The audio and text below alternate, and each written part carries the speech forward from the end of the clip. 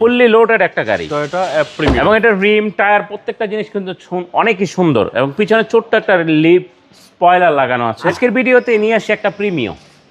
এটা হচ্ছে 2019 মডেলের গাড়ি, 2023-এর রেজিস্ট্রেশন এফিএক্স। যারা একটা ফুললি লোডেড প্রিমিয়াম চাচ্ছেন তারা এই গাড়িটা দেখতে পারেন।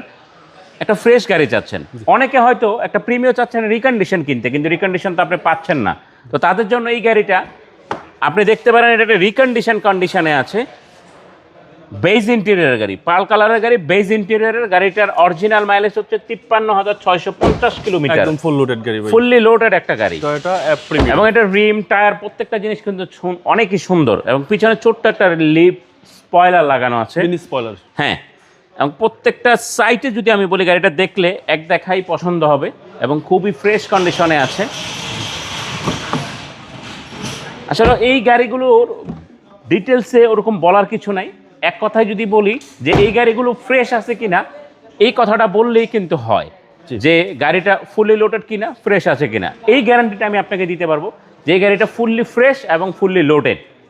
এটার মডেল আবার বলে দিচ্ছি, এটা মডেল হচ্ছে 2019, রেজিস্ট্রেশন 2023, 1500 সিসি তেলের গাড়ি এফিএক্স।